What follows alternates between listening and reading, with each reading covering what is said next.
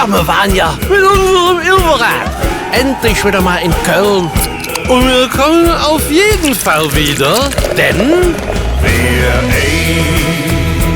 einmal wie in Köln war, kürt immer wieder, das ist klar. Wer einmal wie in Köln war, kürt immer wieder, das ist klar.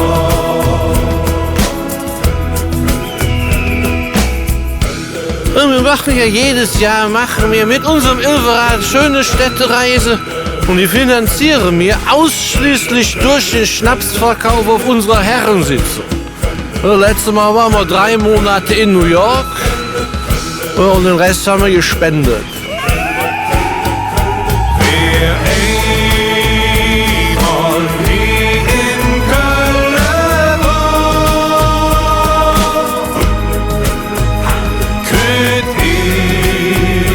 immer wieder, das ist klar. So, jetzt lass die Leute mal alleine singen. Und wir zwei, wir trinken jetzt schön ein Gläschen Kölsch. Ja, wir müssen auch mal trinken, bevor der Körper Durst kriegt. Ja, so, Prost.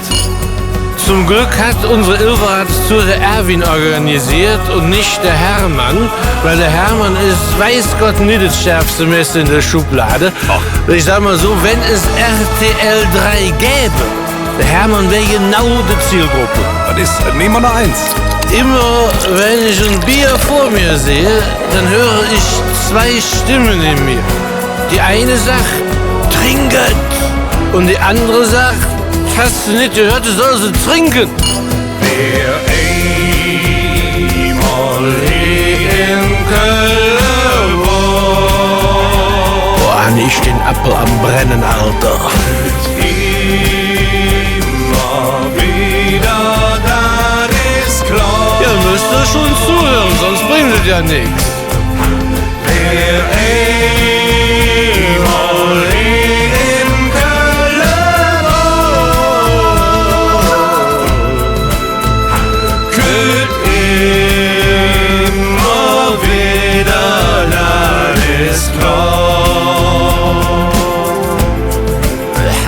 Kürt immer wieder, das ist klar.